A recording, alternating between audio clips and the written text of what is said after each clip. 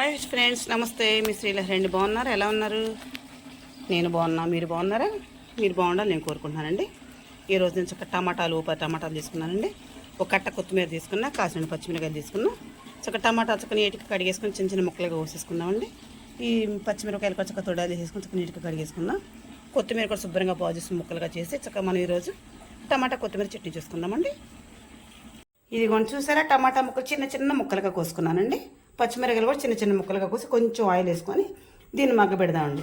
ఇది మగ్గిన తర్వాత ఈ కొత్తిమీర చక్క నీటిగా కట్టి చిన్న చిన్న ముక్కలుగా తరిగాను కదండి, దీన్ని కూడా సేమ్ అదే విధంగా మగ్గ పెట్టుకుందామండి. మగ్గ పెట్టిన తర్వాత కొంచెం లైట్గా చింతపండు కూడా ఒక్కర వేస్తే టేస్ట్ చాలా బాగుంటుందండి. ఆ విధంగా మనం మగ్గ పెట్టిన తర్వాత మన కొత్తిమీర టమాటా చట్నీ చేసుకుందామండి. ఇది కొంచెం చక్క టమాటా ముక్కలోను పచ్చిమిరకాయ ముక్కలు ఈ విధంగా నీటి ఆవిరి మీద మగ్గుతున్నాయండి. ఆయిల్ అయితే కొద్దిగా వేసాను, చక్క వాటర్తో ఉడకించుకున్న కొద్దిగా జస్ట్ వేసాను. లేదా చింతపండు ఒక్కర వేసానండి. చక్క దీన్ని మెత్తగా మగ్గనిచ్చిన తర్వాత అప్పుడు మనం కొత్తిమీర మగ్గ పెడదామండి. ఇదిగోండి చక్కగా టమాటా ముక్కలోను పచ్చిమిరకాయ ముక్కలు చింతపండు మంచిగా ఇది అయిపోయాయండి. పక్కన రైస్ పెట్టానండి, అన్నం ఉడుకుతూ ఉందండి. ఈ ముక్కలు ఇంకా మగ్గ పెట్టుకోవాలి. బగ్గ ఏ టైం అయితే లేకుండా మిక్సీ పట్టేస్తానండి. ఈరోజు రోడ్ పక్కన కానీ రోడ్లో చేయటం కరెంట్ ఓట్లేదండి. ఇప్పుడు ఇబ్బంది అవుతుంది. మిక్సీ పట్టేసి ఆలు పెట్టేసుకుందామండి మనం. ఇంకా 15 నిమిషాలు మగ్గితే తప్ప ఇది మగ్గదండి. అంటే నీటి ఆవిరి మీద నూనె మీద పట్టుకప్పుడు ఉడికిపోయండి. కాకపోతే ఓన్లీ వాటర్తో మగ్గుతున్నాయండి ముక్కలు. ఇదిగోండి చక్కగా నీటి ఆవిరి మీద పచ్చిమిరపకాయలు టమాటా ముక్కలు చింతపండు చక్కగా మగ్గిపోయాయండి. ఇప్పుడు మళ్ళీ వేరే మనం చిన్న మూకుడు పెట్టానండి. దీంట్లో ఈ కొత్తిమీర అందులో వేసేసి మళ్ళీ దీన్ని కూడా మగ్గ పెట్టేసుకుందామండి. వస్తుందమ్మా మనమ్మ ఒక్క నిమిషం. ఈ కూర ఇందులో వేసుకున్నాం అనుకోండి, నీటి మీద నాకు కదా నేను కనిపిస్తుందండి. మగ్గేస్తే గిన్నెకంత అవుతుందండి. ఇది చాలా రోజుల నుంచి చేయాలనుకున్నానండి, ఈరోజు చేస్తున్నానండి.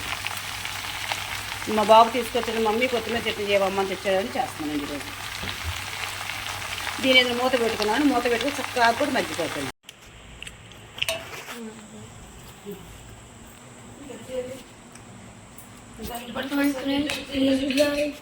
మనం దీనికి ఎందుకు పొద్దు పోతుంది, మనం వచ్చేపోయే పొద్దు అక్కడ పెట్టు.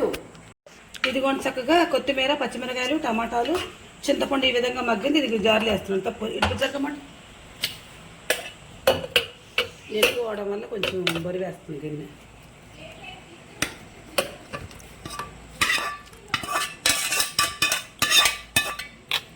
మొత్తం అందులో వేసానండి. ఒక్క నిమిషం అండి. ఇందులో వచ్చే చక్కగా ఇప్పుడు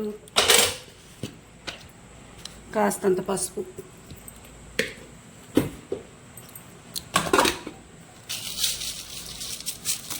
కాస్తంత గల్లుప్పు, సరిపోకపోతే మళ్ళీ వేసుకుందామండి.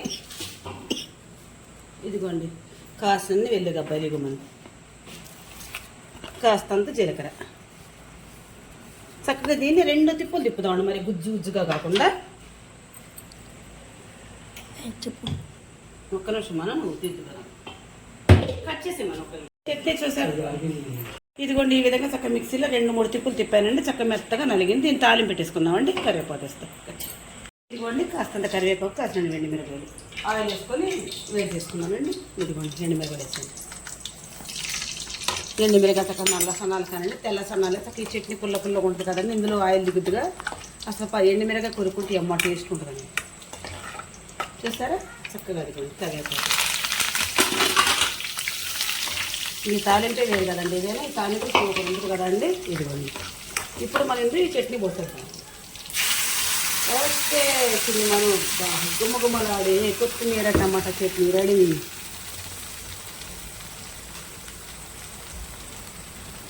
మనం కమ్మటి వాసన వస్తుంది కదా కొత్తిమీర.